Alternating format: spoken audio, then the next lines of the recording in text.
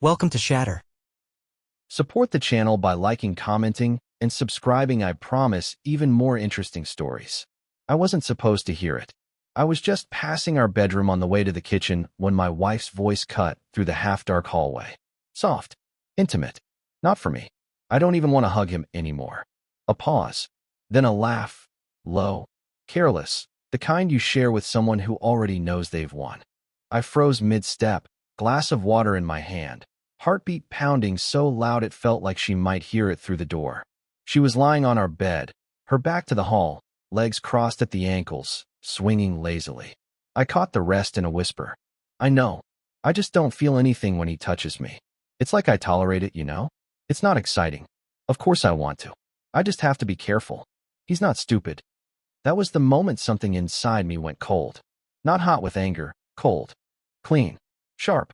I didn't step inside. I didn't demand answers. Confrontation would give her control over the tempo. No, this required something else. Silence. Distance. A strategy she wouldn't see until it was too late.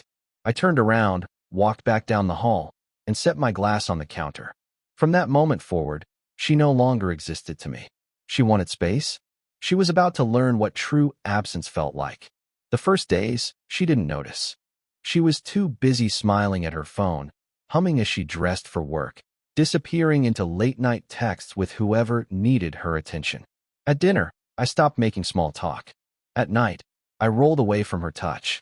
She probably thought I was just tired. Perfect. By day 6, she tried a cautious probe. Are you okay? I met her eyes, smiled without warmth. Yeah, why wouldn't I be? Then I grabbed my keys and left. Let her wonder. Small changes came next. She came home Friday expecting movie night. We always waited for each other. Instead, I was already watching something alone. She hovered by the couch. You started without me? I didn't look away from the screen. Didn't think you'd be interested. The next night, I got home late. She stood at the counter, arms crossed. Where were you? I shrugged. Out. With who? People. Then I walked past her, leaving her with her imagination. By the second week, I was more than quiet. I was gone, moving around her like she was furniture, speaking in short, polite phrases. The space between us was no longer invisible. It was a wall, and that's when I saw it, the first fracture. Her glance lingered a second too long. Her hand reached for my arm in the morning, and I flinched, subtle, but enough. She pulled back like she'd touched a live wire. The game had begun, and she didn't even know the rules yet. She thought the worst thing I could do was leave. She was wrong. The worst thing I could do was stay and make her feel exactly how replaceable she'd become. 2 weeks in, I stopped thinking about what I'd heard that night and started working with it. The silence wasn't just punishment anymore. It was groundwork. I moved with intention, every word, every pause designed to chip away at the picture she thought she had of me. Her confusion was growing. Little tells gave her away. A glance that lingered too long. A question repeated because she wasn't listening the first time. She was trying to read me and finding nothing there. Then came the night everything changed. She was in the bathroom, humming to herself, phone left carelessly on the bed. The screen lit up with a preview. Tonight was incredible. I can't stop thinking about you. Sender. Just the letter M. My heart didn't race. I didn't even frown. It was just confirmation of what I already knew. She came out, towel drying her hair, smiling faintly. She had no idea the ground under her feet had shifted. I didn't mention the message. I didn't need to. The moment I confronted her would be the moment she started preparing defenses. I wanted her unprepared. The next morning, I called in sick. She left for work believing I'd spend the day on the couch. 20 minutes later, I was at my laptop. A glance at the phone bill showed the same number, over and over. At hours no colleague would be calling. Cross-referencing her social media with public tags took minutes. There he was, Michael, mid-level executive at a company she'd partnered with months ago. Clean suits, empty smile, the kind of man who rehearses his charm. I studied him like a blueprint. No kids. A string of relationships that burned out fast. Public photos full of leased cars and rented vacation houses. The type who sells himself harder than his work. A man chasing status, not stability. I wasn't going to compete with him. I was going to erase the illusion she had built around him. But first, I needed her to believe nothing had changed, that I was still the quiet, distant husband she could take for granted while sneaking around. The longer she felt secure, the sharper the break would be when it came. That night, she touched my arm in the kitchen. I let her hand rest there just long enough for her to think maybe I'd softened, then stepped away without a word. She stood frozen, caught between relief and rejection. She thought the storm would come in shouting and slammed doors. But I was building something colder, and when it hit, she wouldn't even see it coming until there was nothing left to hold on to. By the third week, my silence had stopped being background noise. It was presence, a constant, heavy thing she couldn't ignore. She started making small attempts to bridge the gap, suggesting dinner, lingering in doorways, pretending to watch the same shows I did. I gave her scraps of attention, enough to keep her guessing, never enough to feed her certainty. Michael's face was burned into my mind now. I knew his type. I also knew his weaknesses weren't just personal, they were professional. A man who thrives on appearances can be undone when those appearances crack. I didn't need to confront him. I just needed to be a shadow in the right places. One night, while she was working late, I drove across town to a bar I knew from her stories, a place she and Michael had met more than once. I didn't go inside. I waited in the car, watching through the windows. Sure enough, they were there. Her laughter wasn't the kind I'd heard in years, looser, brighter. But even from a distance, I saw the way he looked over her shoulder, scanning the room for anyone who might see. That told me everything. He wasn't proud of this. He was protecting himself. I left before they noticed me. I didn't take pictures. I didn't need proof for anyone else. The power wasn't in exposing them. It was in timing their collapse. Back home, I moved on to the next step. Quietly, I rerouted my direct deposit to a new account she couldn't touch. I canceled the shared credit card due to fraud and let her think the bank was to blame. I secured my documents, changed passwords, updated beneficiaries. Every move invisible until the moment it mattered. She started to notice changes she couldn't name.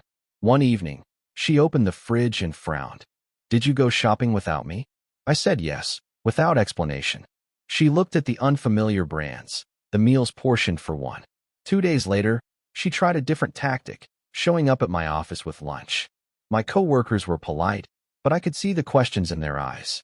I kept the visit short, thanking her like she was an acquaintance doing me a small favor.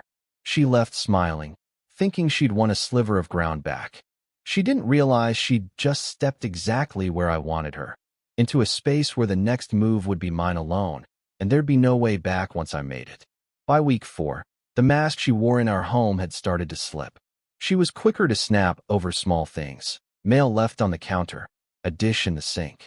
The patience she'd always used as a weapon was running out, and that told me my silence was doing its job. Michael wasn't in the picture every night. That was clear from her restlessness. Sometimes she'd come home tense, like she'd been waiting for a text that never came. Other nights, she was almost giddy, hiding it badly, humming in the kitchen while pouring herself a glass of wine. I logged every change in her mood, not because I cared, but because patterns always break at the same point. The break came on a Thursday. She got home later than usual, eyes sharp, scanning the room like she expected a confrontation. I was reading in the living room, legs stretched out, perfectly calm. She dropped her purse and said, "We need to talk." I looked up, waiting. She hesitated, as if weighing how much to reveal. Then she softened her voice. "I feel like you've been distant." I closed the book slowly. "You feel that way?" She nodded. "It's like you're not even here sometimes." I kept my face unreadable. Maybe I'm just thinking about things. Her eyes narrowed slightly. "Like what?" I stood, setting the book aside. "Like what matters to me? What's worth my time?" Then I walked past her to the kitchen, letting the weight of that sentence hang in the air. That night, I heard her moving around the bedroom long after she thought I'd fallen asleep. Drawers opening, papers shifting. She was looking for signs, anything to confirm her suspicion that something was changing. She'd find nothing. I left no traces. The next morning, she tried to play normal. Pancakes, coffee, a bright smile. But when she thought I wasn't looking, her gaze lingered on me, searching. That was the crack. She didn't know it yet, but from the moment she admitted she felt my absence, the game shifted. I wasn't just withdrawing anymore. I was preparing the reveal, the one that would make her realize every second of her comfort over the last month had been a lie carefully fed to her, right before I took it all away. Once a crack forms, you don't smash it. You widen it slowly, letting the structure fail under its own weight. I knew she was already questioning herself, so my job was to make her chase answers she'd never get. I started by controlling visibility. I stopped sharing my schedule. No more, I'll be home around 6. Or, I've got a late meeting. Some days I'd walk in early, other days after midnight. Always calm, always polite, offering nothing about where I'd been. She noticed. The second week of this, she was waiting by the door when I got home. Her eyes swept over me, searching for clues, perfume, disheveled clothes, anything. She asked if I'd been out with friends. I smiled slightly and said something like that, then brushed past her. The not knowing was worse for her than any truth I could have offered. Meanwhile, I put the financial side into its final shape. The joint account was now just a shell, enough for groceries and bills. Every major asset was in my name alone. The deed to the house, the investments, the emergency fund, all legally sealed away. If she walked, she'd walk with nothing. Her family was next. I didn't speak against her. I didn't need to. I simply let my absence from her side be noticed. At her cousin's birthday, I arrived separately, stayed in a different circle, left without her. I caught her mother watching me, concerned. That seed would grow without my help. Michael remained an unspoken presence between us. I hadn't confronted her about him, and that was deliberate. If she thought I didn't know, she'd keep slipping. She'd take more risks. And risks always lead to mistakes. The turning point came one Saturday morning. She came into the kitchen, phone in hand, smiling faintly, but froze when she saw me there, already drinking coffee. For a split second, guilt flickered across her face, small, but enough. I didn't call it out. I didn't need to, because in that moment, I knew she was starting to feel the imbalance. The certainty she'd carried for months was gone. She was playing on a board I'd built, with rules she didn't understand. And every move she made from now on would push her closer to the point where she'd realize the truth. By the time she thought to choose me, there would be nothing left to choose. When someone starts to lose control, they talk more. They fill silence with explanations no one asked for, hoping words will pull them back to safety. She was doing that now, narrating her evenings, volunteering alibis I hadn't requested. I stayed late at work because we had this meeting, she'd start, watching my face for reaction. I'd nod once, sip my coffee, and go back to reading. The lack of interrogation unnerved her more than any direct accusation. I kept my moves measured. I didn't shadow her, didn't follow. Instead, I started appearing in places she didn't expect. One Wednesday, I bumped into a mutual acquaintance at a cafe across town, a place Michael had posted from 2 days earlier. I made sure my wife heard about it later, from someone else. A harmless coincidence on the surface, but it planted a seed. Was I watching her? At home, the tension was no longer subtle. She'd start a conversation, then break off halfway when she realized I wasn't offering the emotional cues she needed. I wasn't angry. I wasn't sad. I was neutral, and that neutrality was the most dangerous thing in the room. Meanwhile, I'd been mapping Michael's patterns. His posts, his business dinners, the company events where he conveniently forgot to tag her. He was cautious, but not careful enough. I had his weak points lined up, ready to use when the time was right. The slip came late on a Friday night. She was in the kitchen, texting fast, when I walked in unexpectedly. She jumped, locking the screen. "It's just work," she said too quickly. I raised an eyebrow but said nothing, poured myself a drink, and left. The air in that room tightened until I could feel it even down the hall. That night, she came to bed early, tried to lie close. I let her, but didn't respond. Her breathing was uneven, restless. She was starting to realize she couldn't read me anymore, and worse, she couldn't predict me. That's when I knew the trap was almost ready to close. All I had to do now was give her just enough hope to step forward on her own. One more misstep, and she'd be exactly where I needed her, standing on the edge, thinking she still had solid ground beneath her feet. The shift came on a Sunday morning. She was unusually quiet over breakfast, stirring her coffee long after it had cooled. Finally, she said she wanted to reset things, like our marriage was a phone that just needed a restart. I asked what she meant. She said we should take a weekend away together, somewhere without distractions. The irony nearly made me laugh. She was the distraction, but I didn't show it. I simply said I'd think about it. That was enough to light a spark of hope in her eyes. She didn't know that hope was the lever I'd been waiting for. When people believe reconciliation is possible, they start making moves to secure it. And when they make moves, they leave openings. That week, her behavior changed. She came home earlier, cooked dinner, asked about my day like we were newly dating. I gave her polite answers, never more. She laughed too loud at small jokes, touched my arm in passing, started wearing the perfume I used to like. All of it was calculated, but desperation seeps through no matter how much you polish it. Meanwhile, I tightened the final bolts of my plan. I met with my lawyer to confirm the asset transfers were complete. I spoke to my bank about locking accounts. I even updated the title on the car, mine alone. There would be no disputes later. On Thursday, she made her move. She walked into the living room, sat across from me, and said she'd been thinking about us, how important I was to her, how she'd made mistakes. Her voice trembled in just the right places. If I'd still been the man I was months ago, it might have worked. Instead, I watched her the way you watch someone on a stage, knowing the script before they speak.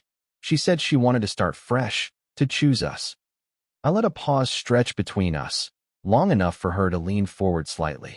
Then I nodded once and said, "All right, let's take that weekend." She smiled in relief, thinking she'd turned the tide.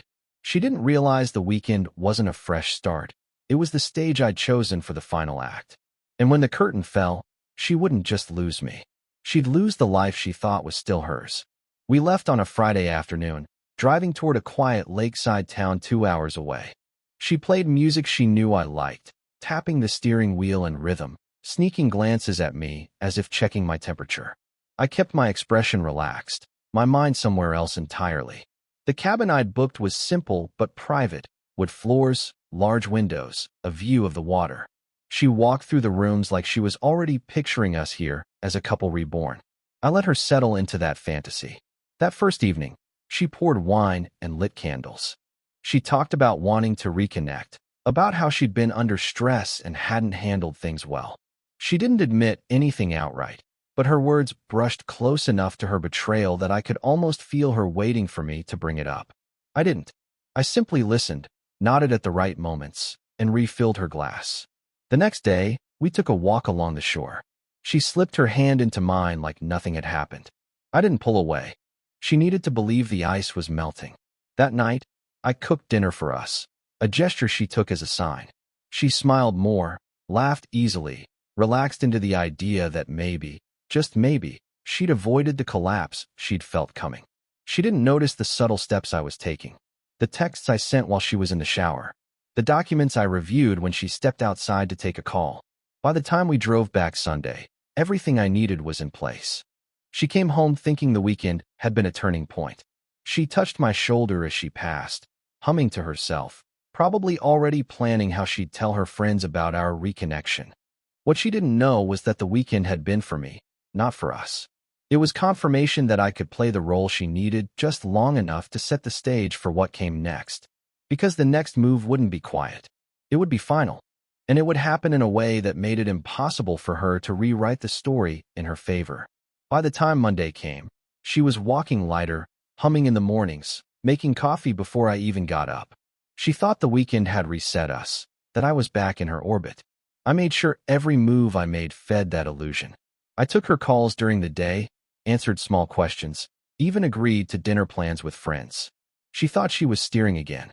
The truth was, I'd already set the date. Friday, the day her world would tilt, and there would be no time to steady herself before everything slid out from under her. The days leading up to it were almost boring in their calm. She leaned into the comfort, unaware it was staged. On Thursday night, she sat beside me on the couch, scrolling through her phone. She laughed at something and turned the screen toward me. A photo of her and Michael from months ago, with a group of others, safely innocent. I glanced at it, then looked back at the TV without a word. I saw the flicker in her eyes, confusion at my lack of reaction. Friday morning, I left earlier than usual. She was still half asleep when I kissed her forehead and told her I had a long day ahead. My bag was in the car, already packed with the last of my personal items from the house. At noon, I met with my lawyer to file the papers. Divorce, asset division already airtight in my favor, locks changed that evening. By the time she came home, the house was stripped of me. My clothes, my books, even the framed photos we'd once taken on vacations, all gone. A single envelope sat on the kitchen counter. Inside, the divorce petition, a list of the accounts she no longer had access to, and a single folded note. The note wasn't long. It didn't accuse or explain. It just read, "You were right. I'm not stupid." When she walked into that empty space, she wouldn't be walking into a fight. There'd be nothing to fight for. Just silence, and the weight of her own choices pressing in from every direction. I wasn't leaving in anger. I was leaving in control. And that's something she could never take back, no matter how she tried to spin the story afterward. I didn't stay to see her reaction. By the time she pulled into the driveway, I was already an hour away, driving toward a small apartment with bare walls and no history. The radio played low, the hum of the tires steady. I felt no triumph, no sadness, just the kind of clarity that comes when you've cut every line tying you to a sinking ship. I knew the exact sequence of what would happen inside that house. She'd call my name first, just loud enough to sound casual. Then again, sharper, when the echo came back without an answer. She'd walk from room to room, noticing spaces where my things had been. Empty hangers, bare shelves, the desk cleared to the wood. Then she'd see the envelope. I imagined her hands trembling slightly as she opened it. The legal papers would be the first blow, formal, irreversible, stripped of emotion. The list of accounts would be next, a clean ledger showing her access had vanished. And then the note.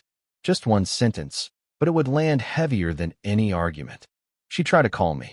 The number would be blocked. She'd check my social media. Gone. Every shared memory erased, every photo deleted. She'd reach for the people she thought were mutual friends and find they knew only the version of the story I'd let them see. There would be no one left to feed her the comfort of being the victim. In the days that followed, she might try to provoke me. Emails, messages through others, maybe even showing up in person. But she'd find locked doors and silence. I wouldn't meet her anger with anger, or her sorrow with pity. I'd meet it with nothing at all. Because the truth is, endings aren't loud. They don't come with slammed doors or shouted words. They come quietly, like the moment a flame burns out and you realize the room is cold. I hadn't just left her. I'd removed myself so completely that it was as if I'd never been there. And that absence, the space where I used to be, would follow her far longer than any fight or any goodbye ever could. What would you have done in my place? If the story hit you, leave a like. And don't forget to subscribe. It only gets stronger from here.